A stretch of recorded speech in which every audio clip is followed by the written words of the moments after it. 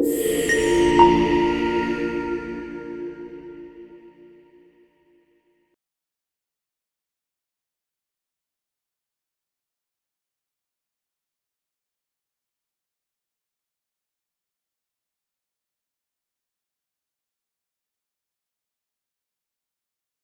buenos días, hermanos, una vez más. Nuevamente es un privilegio el estar reunidos y poder continuar con nuestro estudio de la palabra de Dios en el libro de Efesios. La vez pasada que me tocó participar, que me tocó compartir, me tocó pues algo muy importante y muy eh, eh, extenso también el estudio pues sería la introducción y el panorama general del libro de Efesios. Y en esa ocasión, pues no teníamos un pasaje en específico, pero escogí precisamente el pasaje de hoy, sin pensar que hoy me iba a tocar en específico ese pasaje, Efesios 2 del 1 al 10. Y sin duda es un pasaje muy hermoso, muy importante para muchos de nosotros. Pero el hecho de poder profundizar en el estudio, sin duda que da otro panorama, da otra idea. Yo había leído este pasaje tal vez, no sé, 10, 15, 20 veces, no sé. A lo largo de mi vida lo he leído muchas veces, como muchos otros pasajes, pero siempre al profundizar el estudio de la palabra de Dios, Dios nos da el privilegio de poder encontrar cosas nuevas, de poder hallar tesoros nuevos. Y precisamente el pasaje nos habla de la condición antigua y la condición presente del creyente. Ya lo tenemos ahí, pero no lo tengo aquí en la computadora. Vamos a orar antes de continuar, antes de iniciar. Vamos a orar y pedir la dirección de Dios para este tiempo, que Dios nos guíe, Dios nos ayude. Señor nuestro, te damos muchas gracias nuevamente al estar reunidos. Nuevamente, Señor, es un privilegio, es un gozo estar en tus atrios. Señor, gracias porque nos das el privilegio de hacerlo, de reunirnos libremente y de abrir tu palabra también libremente. Señor, ayúdanos para que este estudio, Señor, pueda ser de edificación para quienes te conocemos, incluso también de que pueda redarguir nuestras vidas, nuestros corazones, y pueda también llevar los corazones de alguien que quizá no te conozca a rendir su vida a ti, Señor. Queremos poner este tiempo en tus manos, queremos pedirte, Señor, que tú me uses, que pongas tus palabras en mis labios, que no sea mi propia sabiduría ni mi propia prudencia la que se manifieste en este momento, sino que sea tu palabra la que sea expuesta en este momento. Te lo rogamos, Señor, y hacemos todo esto para gloria y honra tuya, en el nombre de Cristo Jesús. Amén. Amén. Bueno, pues vamos a entrar en materia porque es un tema bastante extenso. Yo calculo que 3, 4 horas no nos serían suficientes, 10 horas, una semana, no sé, profundizando en cada palabra, en cada frase. La palabra de Dios es vasta, la palabra de Dios es insondable y no podemos agotar la palabra de Dios. Esa es una de las características tan maravillosas de la palabra de Dios, que no se puede agotar. Y pasan los años y pasan los siglos y la palabra de Dios sigue vigente, y enseñanzas, predicaciones, y no podemos agotar la palabra de Dios. ¿Por qué? Porque a diferencia de todo lo demás que existe, a diferencia de toda la literatura que existe en el mundo, la palabra de Dios es eso, palabra de Dios. Entonces, entrando ahí en materia, Efesios 2, del 1 al 10, nos habla de, los versículos 1 al 3 nos habla de lo que éramos antes de conocer a Cristo. Nos habla de cómo era nuestra condición, y de veras que es una condición bastante triste cuando una persona no tiene a Cristo, bastante deplorable.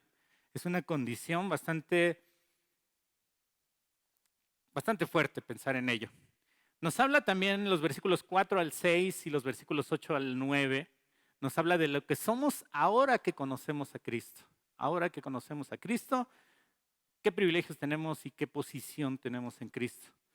Y también nos habla de un futuro, lo que será en el futuro el que cree en Cristo, los versículos 7 y 10. Así que vamos a tocar el pasado, el presente y el futuro del creyente. Lo vamos a dividir, este estudio, vamos a tomar la división se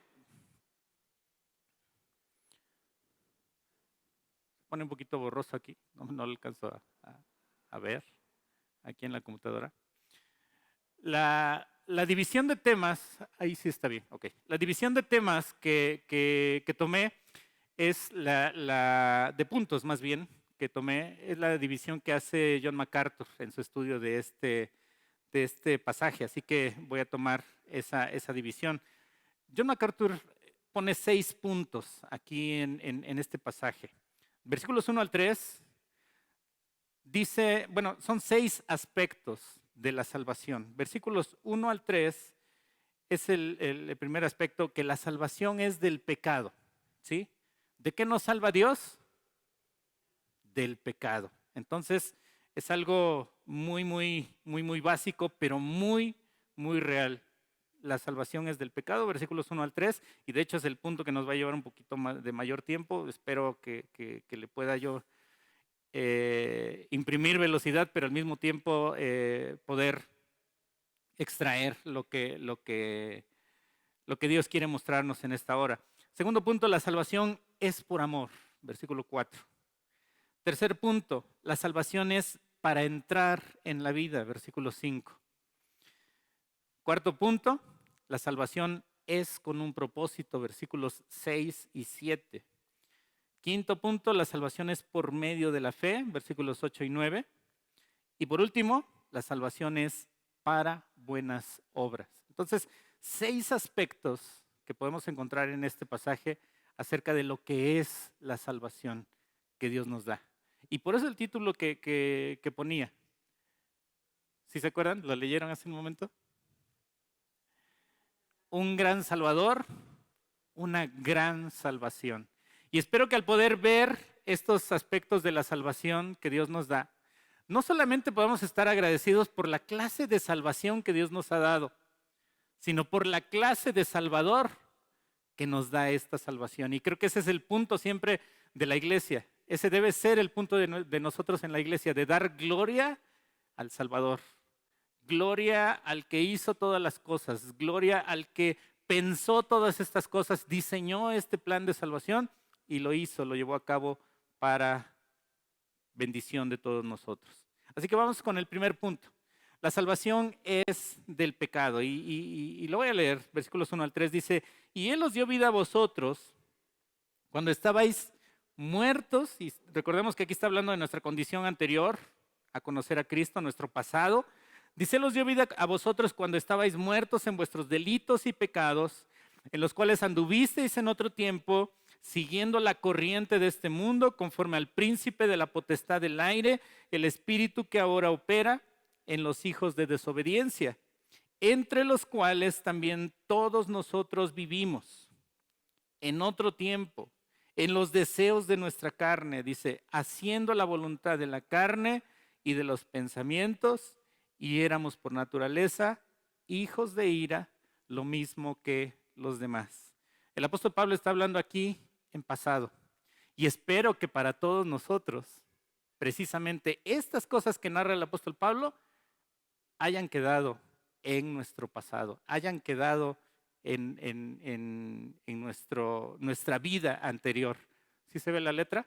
Tenía la preocupación de que si se alcanzaba a ver hasta allá atrás, ¿sí? Ok.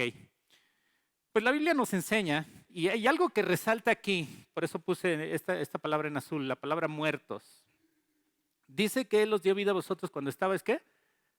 Muertos. por qué menciona el apóstol Pablo que estábamos muertos? ¿Por qué menciona el apóstol Pablo que una persona que no tiene a Cristo está muerta? Si nosotros los vemos allá afuera, que respiran, que hablan, y hablan muchas veces cosas incluso incorrectas, respiran, hablan, se mueven, van, vienen, hacen. Pero la palabra de Dios y el apóstol Pablo dice aquí que están muertos. Y nosotros estábamos en esa condición, estábamos muertos. Y la Biblia nos enseña eso, que el salario o la paga del pecado, ¿qué es? Muerte. O sea que todo aquel, y esto está en Romanos 6:23, es un texto muy conocido, todo aquel que vive en pecado no está de gratis en esa condición, no está de gratis en ese estilo de vida. Tiene una paga, tiene un salario. Porque eso precisamente quiere decir la palabra paga, cuando dice que la paga del pecado es muerte. O sea, el salario del pecado es muerte. ¿A qué se refiere la muerte? Si nosotros vemos que las personas van, vienen, se mueven, hablan, dicen, hacen todo eso. Una muerte espiritual. Se refiere a una muerte espiritual y se refiere a que esa muerte les mantiene separados de Dios. El hombre nace en pecado, es decir, nace para muerte. La muerte es la separación, aquí lo especificamos, la muerte es la separación entre el hombre pecador y un Dios ¿qué? Santo. Y es lógico, si el hombre está en pecado y Dios es un Dios santo, ¿qué comunión puede haber entre el hombre pecador y Dios santo? Pues una separación, una separación. El hombre pecador va en un camino totalmente contrario a la voluntad de Dios. El hombre nace en pecado, nace para muerte y la muerte es la separación entre el hombre pecador y Dios. Están vivos físicamente, pero muertos espiritualmente. Un muerto, ¿qué características tiene? Un muerto no responde a estímulos externos como la luz. Le pueden poner un reflector de luz a un muerto. Si tiene abiertos los ojos, no va a reaccionar. Si los tiene cerrados, tampoco va a reaccionar. Ruido, olores, sabores, incluso dolor.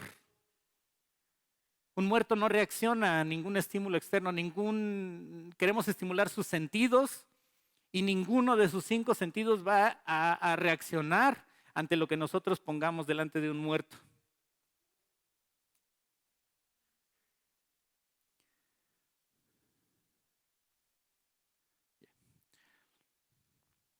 Están vivos físicamente, como decíamos hace un momento, pero muertos espiritualmente.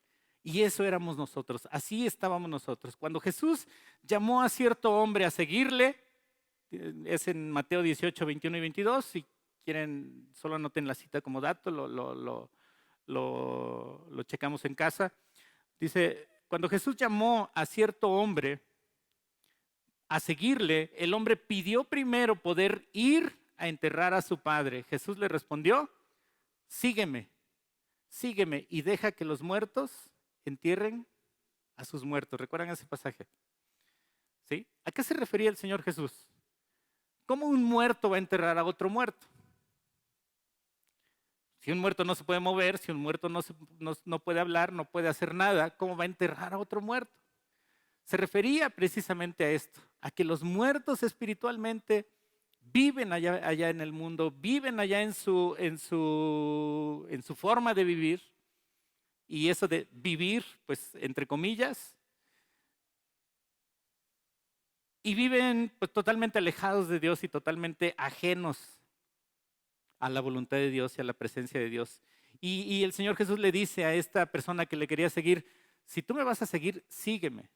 Y deja que aquellos que no tienen vida espiritual vayan y entierren a sus muertos. Él quería, esta persona que quería seguir al Señor Jesús, quería seguirle, pero con la condición de que le dejara seguir disfrutando tal vez. Esa era su intención al decirle, déjame que entierre a mi padre y después te sigo. Déjame que viva todavía con mi padre, que viva todavía, que obtenga los beneficios de ser hijo de familia. Déjame que pase todo eso y entonces te sigo. Entonces, el Señor Jesús le dice, deja que los muertos entierren a sus muertos. Pablo dice a Timoteo acerca de quienes viven en placeres, 1 Timoteo 5:6, ese sí quiero buscarlo y leerlo, si ya él también me lo puede poner. Es 1 Timoteo 5:6.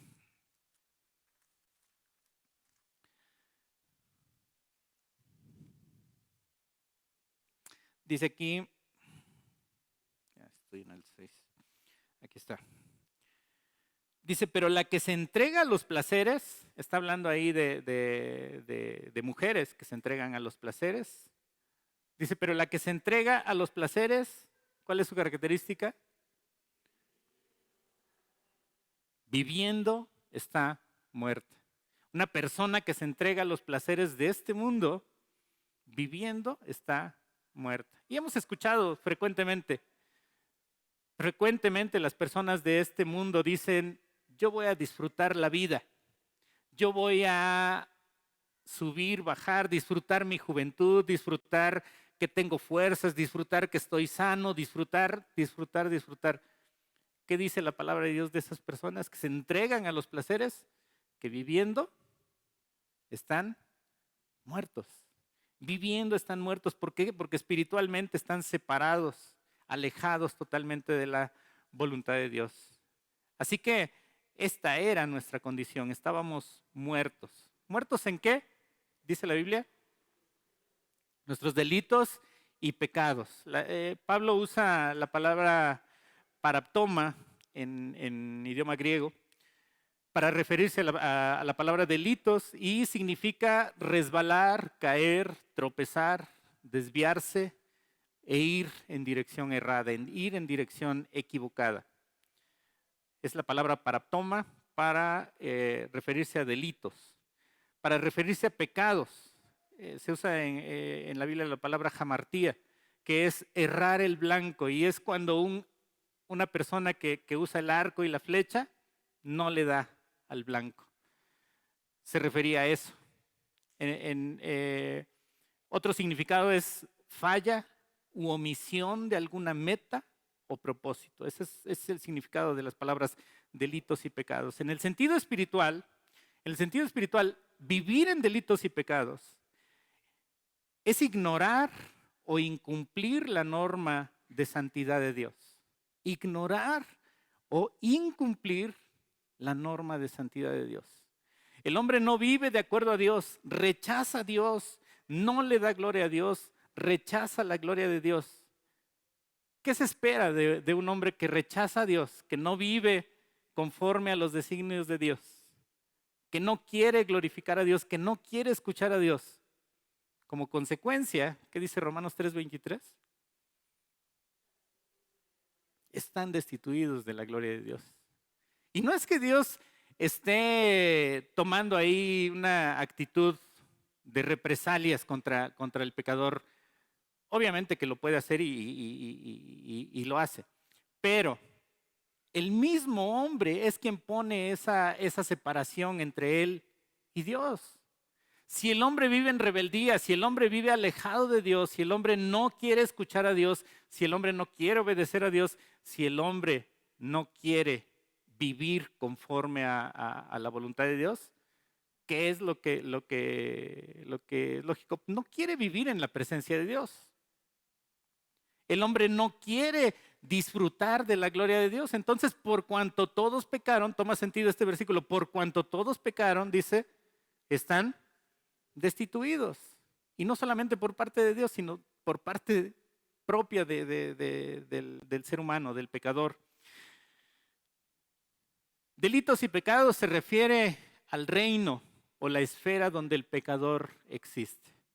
El pecador existe y se mueve en una esfera, en un ambiente, en un reino totalmente lleno de maldad, lleno de pecado. Donde el pecador existe, cometer actos pecaminosos no nos hace pecadores, sino que cometemos pecados porque somos pecadores, porque hemos nacido en esa condición de pecado. Hemos nacido con esa naturaleza pecaminosa. A eso se refiere esta frase, delitos y pecados. Muchas veces podemos decir, bueno, pero aún dentro de todo esto, hay gente que hace el bien. Hay gente que intenta hacer buenas obras. Hay gente que da su dinero a los pobres. Hay gente que ayuda. Hay gente que busca hacer el bien. No todos los hombres son tan malvados como pudieran ser. La Biblia nos enseña también en parte esta condición o esta característica. No todos los hombres son tan malvados como pudieran ser. Alguien pudiera decir, bueno, es que pues yo no me puedo comparar con un delincuente, yo no me puedo comparar con los capos del narcotráfico, yo no me puedo comparar con un asesino. Sí, yo digo mentiras, yo a veces pues tomo lo que no es mío, a veces hago cosas que pues no son muy bien vistas, pero no soy tan malo, no soy tan malvado. Pues no todos los hombres son tan malvados como pudieran ser. Pero ninguno llega, aún con lo que nosotros podamos enumerar de nuestras bondades o nuestras buenas características, ningún hombre llega a la altura de la norma de la perfección de Dios. Cada persona se esfuerza en mostrar bondad, pero fracasa en alcanzar la santidad que Dios exige. Y quiero leer un pasaje, tal vez igual lo hemos leído en muchas ocasiones, Isaías 1, del 2 al 23. Igual cuando lo estaba leyendo, la verdad es que sí me impactó mucho lo que Dios les dice a su pueblo Israel en este pasaje. Dios manda al profeta Isaías para que hable a su pueblo, y fíjense de qué manera le habla Dios a su pueblo escogido, Dios a su pueblo consentido. ¿Por qué? Porque es eso, era el pueblo escogido, el pueblo consentido, el pueblo amado. Dice el versículo 2 en adelante: oíd cielos y escucha tú, tierra, porque habla Jehová. Crié hijos y los engrandecí. Y ellos, ¿qué hicieron? Se rebelaron contra mí. O sea, Dios les da todo, dice, crié hijos y los engrandecí. ¿Qué hicieron? Se rebelaron contra mí. El buey conoce a su dueño y el asno el pesebre de su señor. Israel no entiende. Mi pueblo no tiene conocimiento. Oh gente pecadora, pueblo cargado de maldad, generación de malignos, hijos depravados. Dejaron a Jehová, provocaron a ira al Santo de Israel, se volvieron atrás. ¿Por qué querréis ser castigados aún? ¿Todavía os rebelaréis? Toda cabeza está enferma y todo corazón doliente. Desde la planta del pie hasta la cabeza no hay en él cosa sana, sino herida, hinchazón y podrida llaga. No están curadas, ni vendadas, ni suavizadas con aceite. Vuestra tierra está destruida, vuestras ciudades puestas a fuego. Vuestra tierra delante de vosotros, comida por extranjeros y asolada como asolamiento de extraños. Y queda la hija de Sión como enramada en viña y como cabaña de melonar, como ciudad asolada. Si Jehová de los ejércitos no hubiese dejado un resto pequeño como Sodoma y un resto pequeño como Sodoma y Gomorra, como Sodoma fuéramos y semejantes a Gomorra. Príncipes de Sodoma, oíd la palabra de Jehová, escuchad la ley de nuestro Dios. Pueblo de Gomorra, ¿para qué me sirve, dice Jehová, la multitud de vuestros sacrificios? Y aquí se está refiriendo a qué clase de pecados estaban haciendo. Estaban cometiendo homicidios, estaban cometiendo orgías, estaban cometiendo robos. ¿A qué clase de pecados se refiere? ¿para qué me sirve, dice Jehová, la multitud de vuestros, ¿qué? Sacrificios? Dice, hastiado estoy de holocaustos de carneros y de cebo de animales gordos. No quiero sangre de bueyes, ni de ovejas, ni de machos cabríos. ¿Cuál era su pecado? ¿Se estaban portando como Sodoma y Gomorra a quienes lo compara? No. Simplemente intentaban agradar a Dios con holocaustos, con sacrificios, con ofrendas. Pero no lo hacían de la manera que Dios lo exigía. Lo hacían siempre a su manera, con una actitud simplemente de querer agradar a Dios por sus propios medios. Y eso es tristemente muchas veces la condición de los de allá afuera, de los que están allá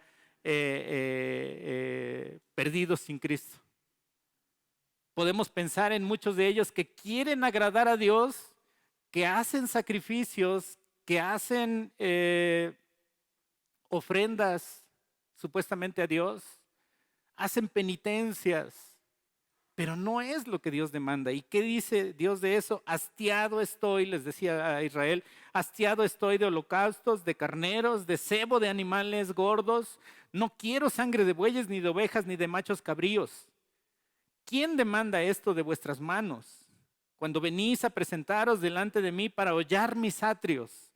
Dice que Dios consideraba que el pueblo de Israel estaba menospreciando a su presencia. Dice, vienen a hollar mis atrios. No me traigáis más vana ofrenda. Una ofrenda vacía era lo que traían. El incienso me es abominación. Luna nueva y día de reposo. El convocar asambleas, no lo puedo sufrir. Son iniquidad vuestras fiestas solemnes. Vuestras lunas nuevas, vuestras fiestas solemnes, las tiene aborrecidas mi alma. Me son gravosas. Cansado estoy de soportarlas. Cuando extendáis vuestras manos, yo esconderé de vosotros mis ojos. Asimismo, cuando multipliquéis la oración, yo no oiré. Llenas están de sangre vuestras manos. Lavaos y limpiaos, quitad la iniquidad de vuestras obras delante de mis ojos. Dejad de hacer lo malo, aprended a hacer el bien, buscad el juicio, restituir al agraviado, haced justicia al huérfano, amparad a la viuda. Venid luego, dice Jehová, y estemos a cuenta. Si vuestros pecados fueren como la grana, como la nieve, serán emblanquecidos. Si fueren rojos como el carmesí, vendrán a ser como blanca lana. Si quisiereis y oyereis, comeréis el bien de la tierra. Si no quisiereis y fuereis rebeldes, seréis consumidos a espada por la boca de Jehová. Porque la boca de Jehová lo ha dicho. ¿Cómo te has convertido en ramera? Fíjese cómo le dice a su pueblo Israel. ¿Cómo te has convertido en ramera, oh ciudad fiel? Llena estuvo de justicia, en ella habitó la equidad, pero ahora los homicidas. Tu plata se ha convertido en escorias, tu vino está mezclado con agua, tus príncipes, prevaricadores y compañeros de ladrones. Todos aman el soborno y van tras las recompensas. No hacen justicia al huérfano, ni llega a ellos la causa de la viuda. Creo que es hasta el 23, sí, hasta ahí. Todo este resumen acerca de la condición de lo que Dios consideraba de su pueblo Israel. Dios consideraba a su pueblo Israel su pueblo amado, pero aún siendo pueblo amado, estaba lejos de Dios. Y dice que todo lo que hacían por intentar agradar a Dios, todo lo que hacían en sus celebraciones, en sus fiestas, en sus holocaustos y todo eso, era abominación delante de Dios. Y esa es la condición del ser humano que anda en delitos y pecados. La bondad, entre comillas, en las relaciones humanas, resulta de beneficio tal vez de unos a otros, pero no alcanza para acercarse a Dios. La bondad que podemos ver en la gente de fuera, tal vez beneficia entre unos y otros, pero esa bondad no alcanza para agradar a Dios. No alcanza para acercarse a Dios, porque lo que separa al hombre de Dios es su condición de pecador. Sus actos de bondad no pueden reconciliarle con Dios. El principal pecado que separa al hombre de Dios, al hombre frente a Dios, es el de no aceptar a Dios como Dios y a Jesucristo como Salvador. Ese es el principal pecado. Por más buenas obras que haya en una persona, si está confiando en sus buenas obras para ganar el favor de Dios, está dejando de lado a Dios como Dios y a Jesucristo como Salvador. Continuamos. Dice ahí que anduvimos en ello, en delitos y pecados, en los cuales anduvisteis, dice, en otro tiempo, siguiendo la corriente de este mundo. La corriente de este mundo, la palabra mundo es la palabra griega cosmos o cosmos, no se refiere al mundo físico, sino al sistema mundano de valores bajo el liderazgo de Satanás. ¿Han notado que en el mundo siempre hay una corriente que intenta imponer su pensamiento a todos los hombres? En nuestros días, ¿qué corriente está de moda en nuestros días que se intenta imponer?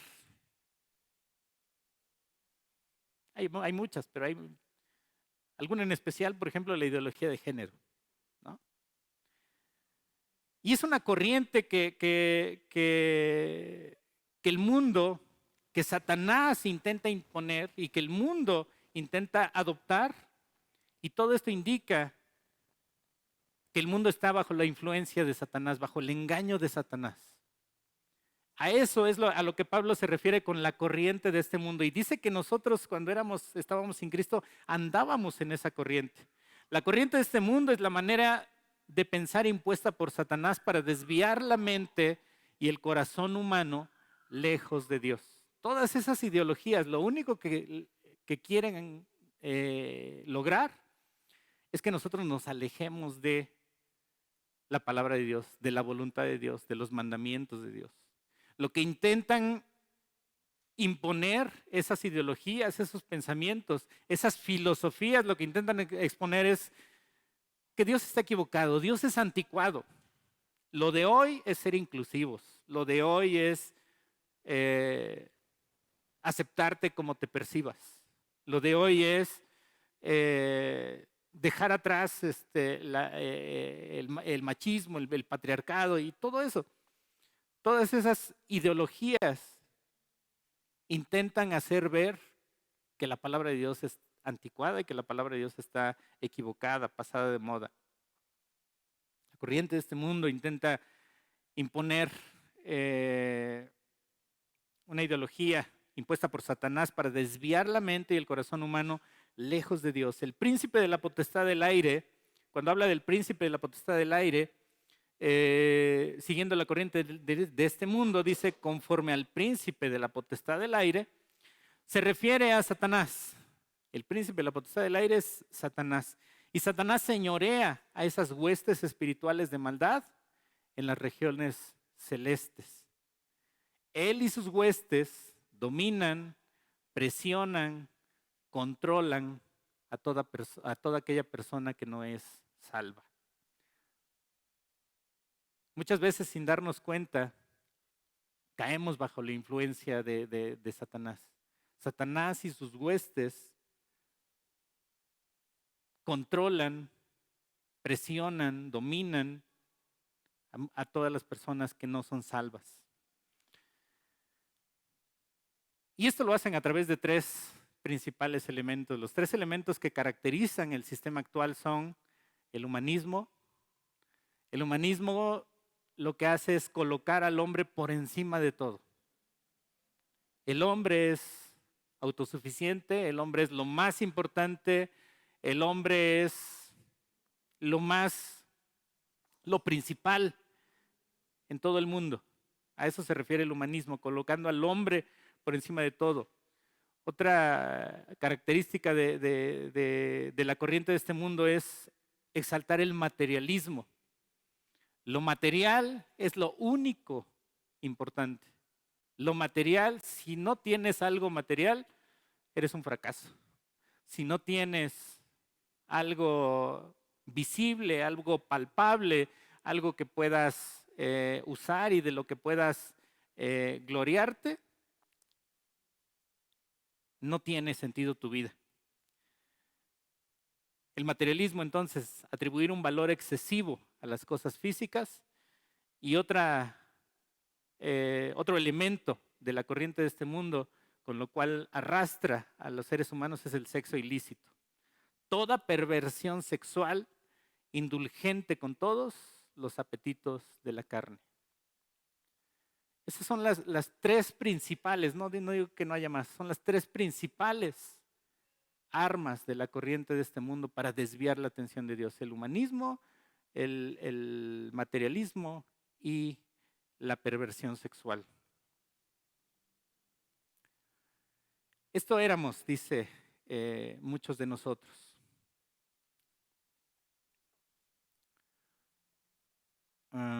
Dice, entre los cuales todos nosotros vivimos en otro tiempo. Dice, en los deseos ¿de qué? ¿De Dios? ¿Vivíamos? Dice, en los deseos de nuestra carne, haciendo la voluntad ¿de qué? ¿De Dios? No, de la carne. El que está lejos de Dios no hace la voluntad de Dios, hace la voluntad de su carne. ¿Y de qué más? Y de sus pensamientos. Dice que vivíamos en la voluntad de la carne y de nuestros pensamientos. Y éramos por naturaleza ¿qué? Hijos de ira, lo mismo que los demás. Entonces, aquí resalté la palabra hijos de desobediencia e hijos de ira. Esto se refiere al término que describe a una persona rebelde y contumaz. Gente que abiertamente se opone a las órdenes de Dios. Esos son los hijos de desobediencia, son los hijos de ira, entre los cuales vivimos en otro tiempo. Cuando alguien vive como hijo de desobediencia, su único fin es satisfacer los deseos de la carne y de los pensamientos, únicamente para conseguir la realización de sus fines egoístas. Así vive el hombre sin Dios, así vive el hombre pecador. Únicamente con el deseo de satisfacer sus deseos, los deseos de su carne y los deseos de sus pensamientos. Dice la Biblia ahí en Génesis que antes de que Noé construyera el arca, cómo era la vida de las personas. Dice que los designios de su corazón era de continuo ¿qué? Hacer el mal. ¿Qué diferencia podemos ver en nuestros tiempos de aquella condición? Todo era la realización de fines egoístas. Todo creyente estuvo alguna vez perdido completamente, dominado por el mundo, por la carne y por Satanás. En ese campo de batalla donde perdíamos a diario, peleábamos, pero ¿qué sucedía? Nunca ganábamos.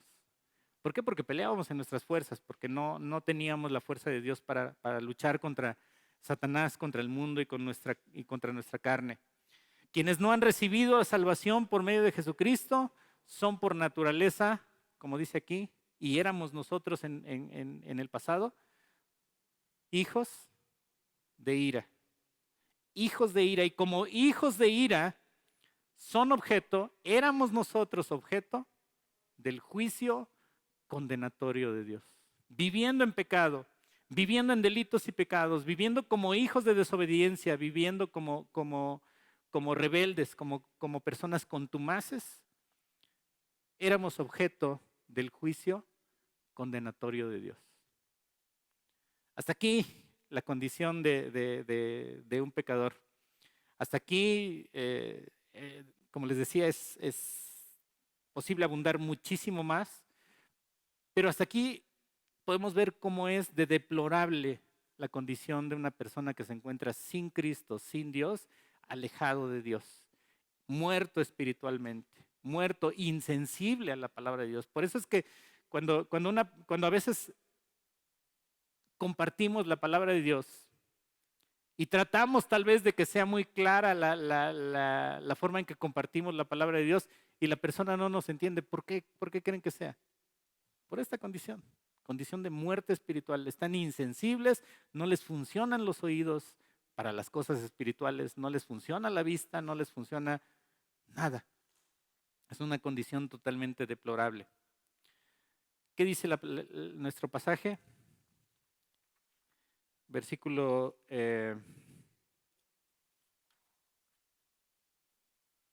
4.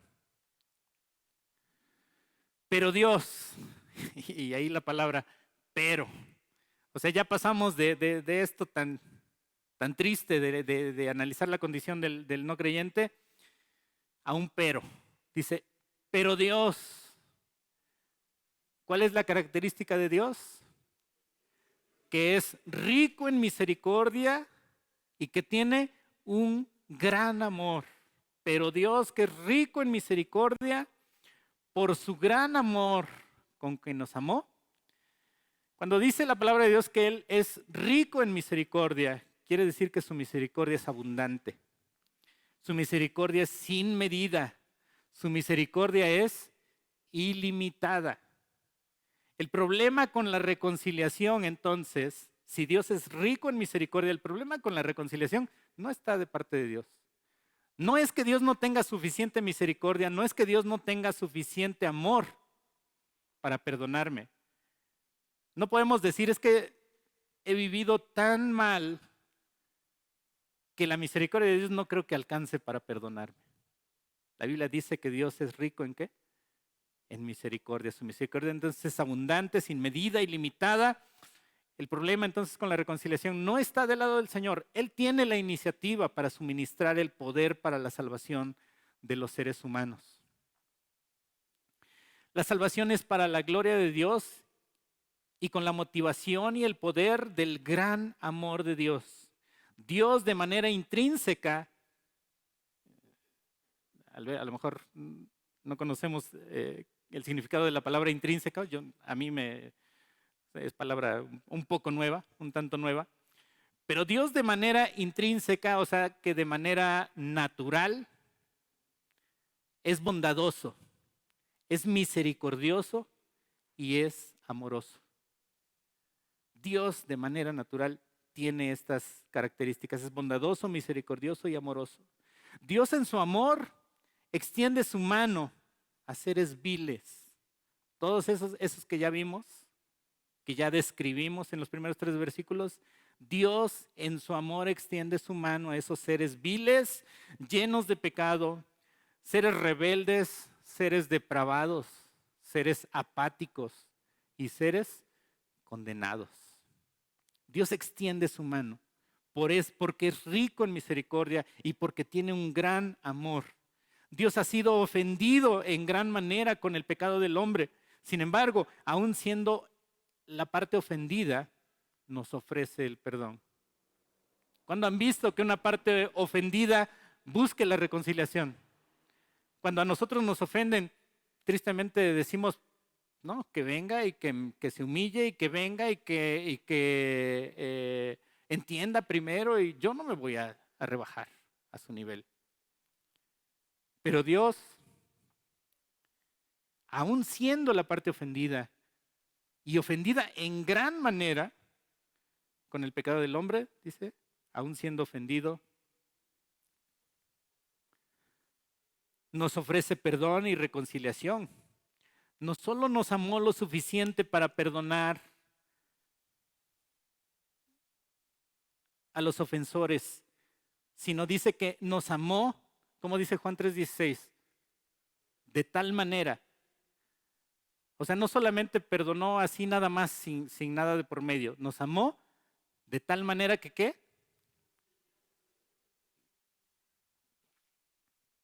De tal manera que dio a su Hijo unigénito para que todo aquel que en Él cree no se pierda, mas tenga vida eterna. Y dice Juan 15:13, que nadie tiene mayor amor que este. ¿Que qué? Que uno ponga su vida por sus amigos. Y ese es el amor que Dios manifestó, ese es el amor que Dios tiene. Por eso dice el apóstol Pablo que Dios es rico en misericordia y que por su gran amor con que nos amó, Dios manifestó un gran amor. ¿Qué hizo con su misericordia y su amor? Nos dio vida. eterna. Entonces aquí pasamos al punto de que la salvación es para vida eterna. Lo más importante que necesita un muerto espiritual, ¿qué es? Vida. Un muerto no necesita que lo estén regañando, un muerto no necesita que lo estén haciendo otra cosa. Lo que un muerto necesita es vida. Lo más importante que necesita un muerto entonces es recibir la vida, y lo que da la salvación es precisamente eso, vida espiritual. Nos ha dado vida juntamente con Cristo. Fíjense que no nada más nos da vida, sino que ¿qué clase de vida nos da? Que es una vida juntamente con Cristo. Cuando el apóstol Pablo dice que nos da vida juntamente con Cristo, quiere decir que nos da todas las características de la vida que Cristo tiene. ¿Qué pasó cuando Cristo resucitó? ¿Qué pasó cuando Cristo murió, pero regresó de esa condición de muerte? ¿Qué pasó? Cristo tuvo una victoria sobre la muerte. Eso significa la resurrección. Cristo triunfó sobre la muerte. Cristo triunfó sobre el pecado. Cristo triunfó sobre la condenación y Cristo triunfó sobre Satanás. Y cuando dice que Dios nos da vida juntamente con Cristo, quiere decir que nos da la misma calidad de vida que Cristo tiene. Juntamente con Cristo. Dice, y juntamente con Él, ¿qué sucede? No solamente nos da la vida de triunfo en Cristo, sino que dice juntamente con Él, ¿qué pasa? Nos hizo sentar. ¿Dónde? ¿Aquí en los lugares del templo? Sí, también. Pero más que eso, cada uno de nosotros podemos decir que estamos sentados en un lugar allá en el cielo. Dice, nos hizo sentar en los lugares celestiales, ¿dónde? Con Cristo Jesús. Nos hizo sentar en un lugar especial, en un lugar celestial con Cristo Jesús. ¿Y por qué lo dice en tiempo pasado? ¿Se dan cuenta? Dice que nos hizo sentar. ¿Cuándo? Aunque eso aún no se ha realizado, aunque eso aún no ha tenido su verificativo, su vigencia, para Dios ya es algo seguro. Dios ya nos tiene reservado un lugar en su presencia. Dios ya nos tiene reservado un lugar en los lugares celestiales con Cristo Jesús. Dice el Señor Jesucristo, voy pues a preparar lugar para vosotros. Y si me fuere, vendré otra vez y os tomaré a mí mismo, dice, para que donde yo estoy, vosotros también estéis. Entonces la vida que Dios nos da es una vida juntamente con Cristo, o sea, de la misma calidad de Cristo. Es una vida mediante nuestra unión con la muerte y resurrección de Cristo. Ahora estamos muertos al pecado, dice Romanos 6:11, muertos al pecado, pero vivos para Dios en Cristo Jesús. Esa es la clase de vida que tenemos. Antes el pecado se enseñoreaba de nosotros. Ahora, teniendo la vida de Cristo, podemos triunfar sobre el pecado. Y no quiere decir que ya nunca pequemos, que ya seamos perfectos. Batallamos con el pecado, luchamos con el pecado. Cada uno de nosotros, sin duda, todos los días y en todo momento batallamos con el pecado. Pero ahora tenemos la capacidad, la fuerza de Dios para triunfar sobre el pecado. A diferencia del muerto espiritual, el que vive para Dios es sensible a Dios. Disculpen las faltas de ortografía. El que vive para Dios es sensible a Dios, a entender la verdad espiritual, a desear su palabra, a buscar las cosas de arriba, como dice Colosenses 3:2. A esto se le llama andar en una vida nueva. Si antes una persona era insensible a las cosas de Dios, a la palabra de Dios, no escuchaba la voz de Dios, ahora teniendo la vida de Cristo, podemos tener la capacidad de entender las verdades espirituales, de desear la palabra de Dios, de buscar las cosas de arriba. ¿A usted le pasa eso? ¿Desea las cosas espirituales? ¿Busca las cosas de arriba? Espero que eso sea una realidad en nuestras vidas. A veces por nuestra naturaleza pecaminosa, que aún con la que aún batallamos, a veces nos cuesta buscar las cosas de arriba y buscar la voluntad de Dios. Pero espero que triunfe la vida sobre esas cosas en nosotros. Dice también, continúa diciendo el siguiente punto, que la salvación es con un propósito. ¿Cuál es el propósito? Mostrar en los siglos venideros, ¿qué?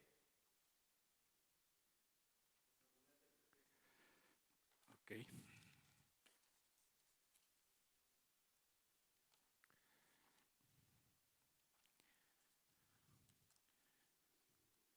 Ya transcribirse aquí mis apuntes, aquí están. Dice, y juntamente con Él nos resucitó y asimismo nos hizo sentar en los lugares celestiales con Cristo Jesús. Dice, ¿para qué? Para mostrar en los siglos venideros las abundantes riquezas de su gracia, en su bondad para con nosotros en Cristo Jesús.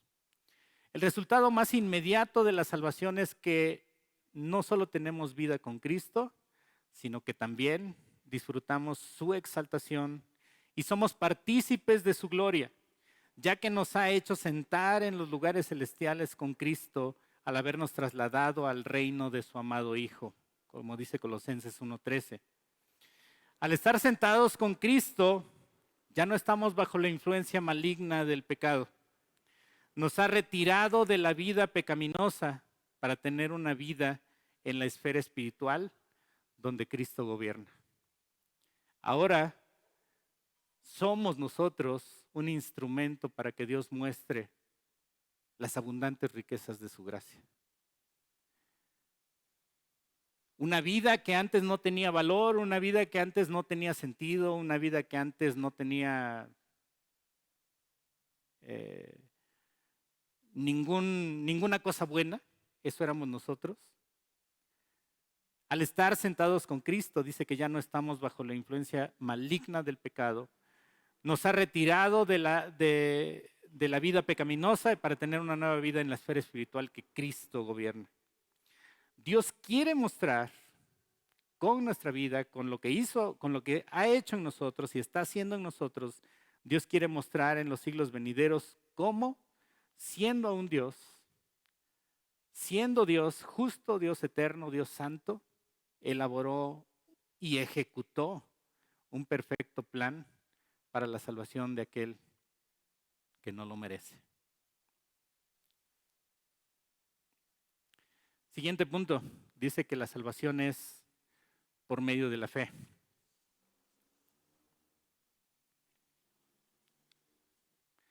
Dice, porque por gracia sois salvos, ¿por medio de qué? De lo que hacemos, por medio de las capacidades que tenemos, del conocimiento que tenemos.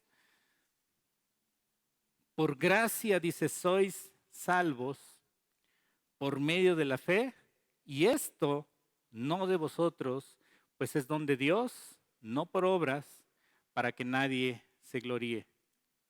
La fe es nuestra respuesta a la salvación, pero aún la fe es un recurso que recibimos como un regalo de Dios, por gracia.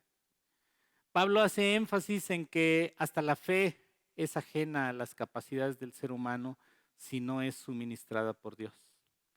Aún la fe, que nosotros pensamos que es nuestra respuesta a la salvación de Dios, al regalo de Dios, aún la fe es otorgada por Dios. Es un regalo de Dios y es por gracia. Se narra de un hombre que llegó tarde a un evento evangelístico y preguntaba, preocupado por no haber podido escuchar al evangelista, ¿qué podía hacer para ser salvo? Le respondió un trabajador, usted ya no puede hacer nada, es demasiado tarde. Y esta persona preocupada dice, bueno, entonces usted ya no puede hacer nada, la obra ya está finalizada y la hizo Cristo. La obra ya la hizo Cristo, usted nada más necesita creer. Y ese es muchas veces el pensamiento del ser humano. ¿Qué puedo hacer para ser salvo? ¿Qué debo hacer para ser salvo? ¿Recuerdan cuando Naamán, el sirio que estaba lleno de llagas, Y le decía al profeta, el profeta le dijo, pues solo ve y sumérgete en el agua y serás sanado. Nada más eso. Si quieren voy y derroto a algún ejército, si quieren voy y hago cosas más grandes. Nada más eso, sí, nada más eso.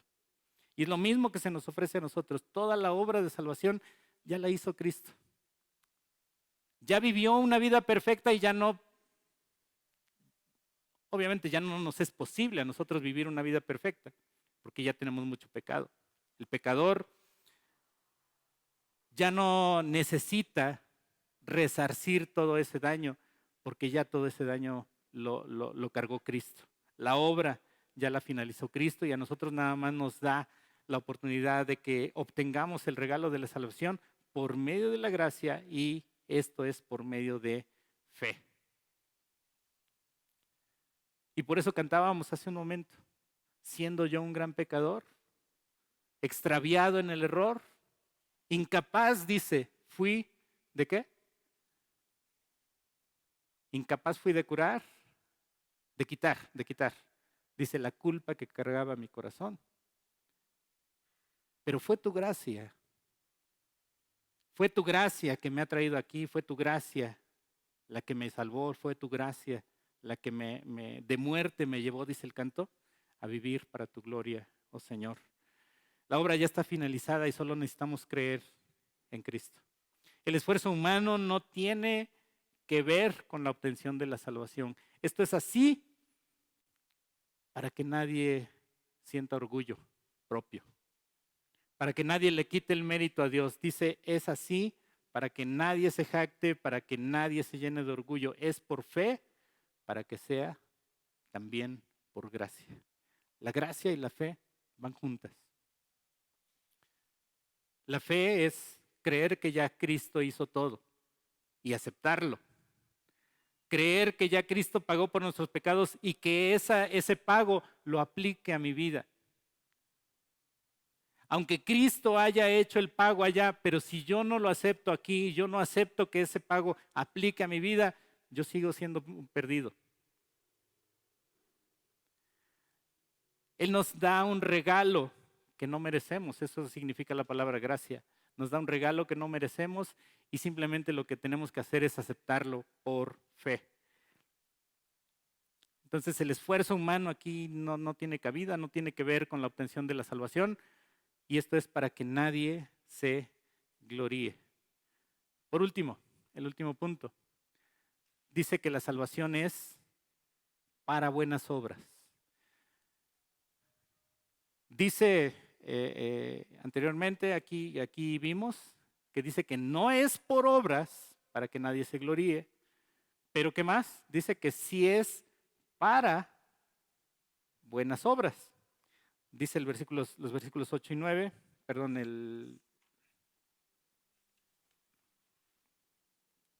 el versículo 10. Dice, porque somos hechura suya, creados en Cristo Jesús para buenas obras, las cuales Dios preparó de antemano para que anduviésemos en ellas. A diferencia de todas las religiones basadas en el esfuerzo humano y la búsqueda de la salvación por medio de los méritos propios, la Biblia enseña que las buenas obras no producen salvación. ¿Sí? ¿Estamos claros ahí? Las buenas obras no producen salvación. Sin embargo, y aquí es un juego de palabras, sin embargo, la salvación sí produce buenas obras, sí debe producir buenas obras. En esto se glorifica mi Padre, dice Juan 15:8. En esto es glorificado mi Padre. ¿En qué? En que llevéis mucho fruto, dice, y seáis así mis discípulos. Ahí está hablando en Juan 15 de la vid y los pámpanos. Dice que el pámpano, ¿qué es? Es el fruto. Y ese fruto se da solamente cuando el pámpano está unido a la vid. De otra manera no hay fruto. Dice, en esto es glorificado mi Padre, en que llevéis mucho fruto y seáis así mis discípulos. Una vez que Dios inicia la obra de regeneración en el creyente, llegamos a ser hechura suya. ¿Sí? Cuando nosotros somos adoptados como hijos de Dios, dice la Biblia que somos hechura suya. Comienza la obra de regeneración por medio del Espíritu Santo en nuestras vidas. Dios nos va regenerando todo aquello que estaba podrido, todo aquello que estaba corrupto en nuestras vidas. Dios, a través de su Espíritu Santo, lo va regenerando. Somos hechura suya y nos ordena llevar vidas llenas de buenas obras, hechas con su poder y para su gloria. En nuestro poder no podemos hacer nada bueno. Todo lo que podemos hacer, lo vamos a hacer solamente en el poder de Dios y para su gloria. El hombre no sabe cómo glorificar a Dios con sus actos, pero Dios nos capacita para hacerlo. Y a través de las obras, dar evidencia de la salvación. Fíjense lo que dice el apóstol Santiago, ya casi para terminar. Quiero leer lo que dice aquí. Santiago, es Santiago 2 del 17 al 26, también es un poquito extenso aquí. Dice, así también la fe, si no tiene obras, es muerta en sí misma. Pero alguno dirá, tú tienes fe y yo tengo obras. Muéstrame tu fe sin tus obras y yo te mostraré mi fe por mis obras. ¿Sí? Tenemos aquí, igual es un juego de palabras. Dice, muéstrame tu fe, muéstrame que eres cristiano si no tienes obras. Y yo te mostraré mi fe, dice, yo te mostraré que soy de Cristo. ¿Por qué? Porque me respaldan mis obras. Dice, tú crees que Dios es uno, bien haces. También los demonios creen y tiemblan. Mas quieres saber, hombre vano, que la fe sin obras es muerta. ¿No fue justificado por las obras Abraham, nuestro padre, cuando ofreció a su hijo Isaac sobre el altar? ¿No ves que la fe actuó juntamente con sus obras y que la fe se perfeccionó por las obras? Y se cumplió la escritura que dice, Abraham creyó a Dios y le fue contado por justicia y fue llamado amigo de Dios. Vosotros veis que el hombre es justificado por las obras y no solamente por la fe. Asimismo, también Rahab la ramera no fue justificada por sus obras cuando recibió a los mensajeros y los envió por otro camino. Porque como el cuerpo sin espíritu está muerto, así también la fe sin obras está muerta. Entonces, debemos entender aquí que la salvación no es por obras, pero una vez que somos salvos, las obras son un fruto de nuestra salvación. La salvación no produce, las obras no producen salvación, pero la salvación sí produce buenas obras. Por último, y reflexionando aquí un poquito en todo lo que acabamos de ver, acerca del privilegio que tenemos, acerca de la gracia de Dios, acerca de la condición que teníamos antes de conocer a Cristo y cómo vivíamos en el lodo, en el fango, en la pudrición, y de dónde nos rescató el Señor. Dice, un actor famoso fue invitado a una reunión social para declamar diversas obras literarias. También estaba un predicador anciano. Este predicador le pidió que declamara el Salmo 23. El actor aceptó con la condición de que el predicador también lo recitara. La declamación del actor tuvo una bella entonación, un énfasis dramático, por lo que recibió un aplauso prolongado. Cuando le tocó al predicador, la voz del predicador era tosca a causa de los años de predicación. Pero cuando terminó su intervención no había un ojo sin lágrimas. Cuando alguien preguntó al actor cuál era la diferencia, él respondió, yo conozco el Salmo 23, pero él conoce al pastor. Y esa debe ser la diferencia en nuestras vidas. No solamente conocer la palabra de Dios, no solamente conocer la teoría de la palabra de Dios. A lo mejor tenemos muy buen conocimiento, muy buen entendimiento de la palabra de Dios, pero si no lo vivimos, de nada nos sirve. Debemos tener y experimentar una vida con el pastor de las ovejas y no solamente conocer en este caso el Salmo 23, sino conocer principalmente al pastor. Una frase de John MacArthur dice: la salvación no viene por conocer acerca de la verdad de Jesucristo, sino de conocer de manera íntima a Cristo mismo. Y eso es lo que la palabra de Dios nos invita a hacer. No solamente conocerle superficialmente, sino conocerle en verdad, tener una relación íntima. ¿Cómo se desarrolla una relación íntima? Viviendo a diario con Dios, platicando a diario con Dios, escuchando a diario su voz.